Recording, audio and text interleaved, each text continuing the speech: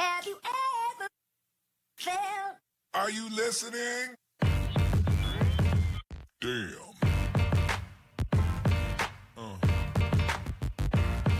Yeah.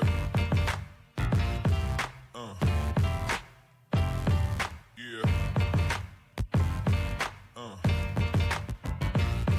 Yeah. ครับผมก็สวัสดีครับก็วันนี้เราก็มาพบกันอีกแล้วนะครับก็สำหรับวันนี้ก็จะเป็นคลิปท่องเที่ยวอย่างนะเป็นคลิปเดี๋ยวว่าจะไปขับรถเล่นที่บางแสนนะครับช่วงนี้ก็อากาศดีนะฝนไม่ค่อยมีมา 2-3 วันแล้วนะครับเดี๋ยวจะเอาเจ้า Civic FD ไปลองวิ่งเล่นที่บางแสนหน่อยนะตอนนี้ก็น้ำที่นู่นก็น่าจะใสดีนะครับหลังที่ดูรีวิวในเพจมานะนี่ตอนนี้ก็มาแวะซื้อกาแฟที่อเมซอนนะครับ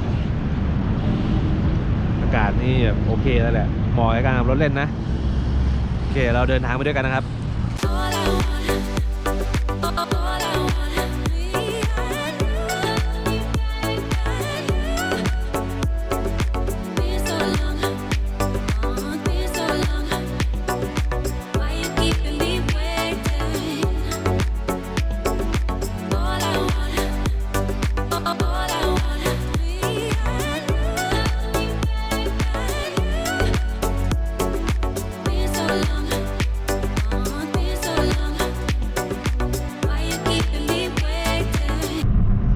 ตอนนี้เราก็เดินทางมาถึง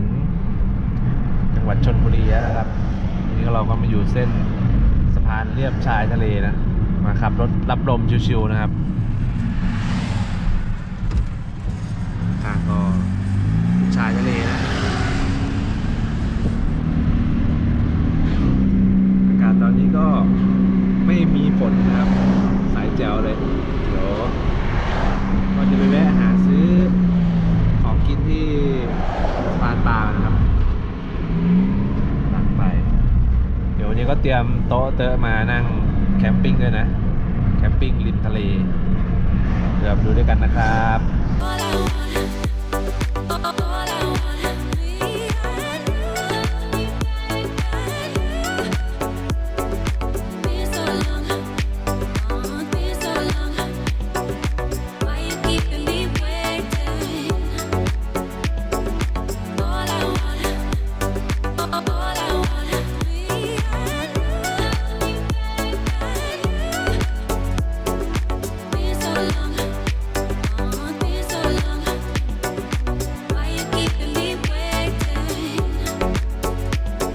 ครับผมตอนนี้ก็ได้มาแวะซื้อของกินนะที่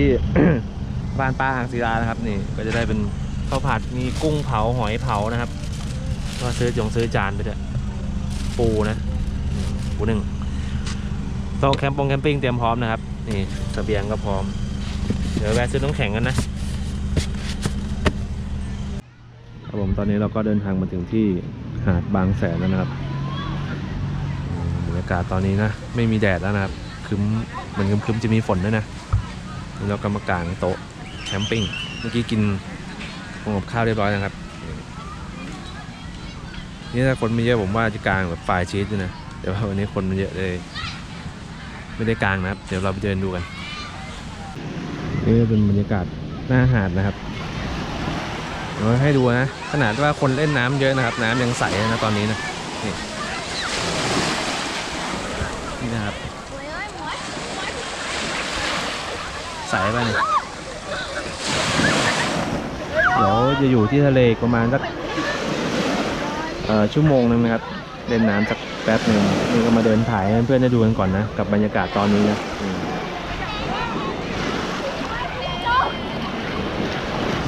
เดี๋ยวดูกันไปยาวๆนะครับเด็กๆก็เล่นน้ำกันชิวๆแล้วนะตอนนี้นะ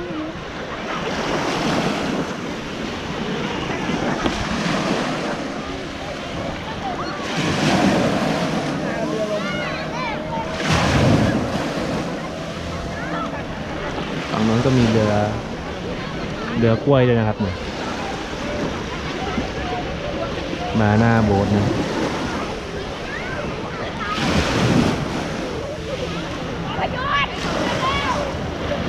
โอเคนะครับก็เดี๋ยวผมเก็บเป็นสไลด์ยาวๆให้เพื่อนได้ดูนะ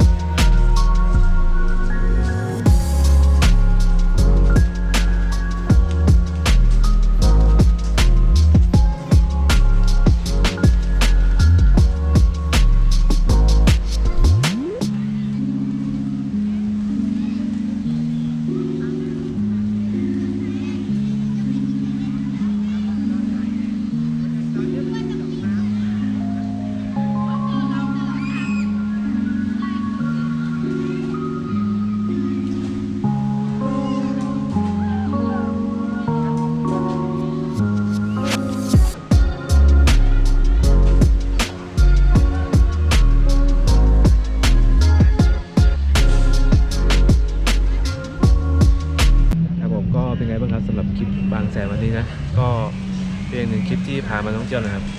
สำหรับคลิปวันนี้ก็คิดว่าน่าจะจบเท่านี้นะก็อย่าลืมกดไลค์กดติดตามช่องผมด้วยนะครับขอบคุณมากครับ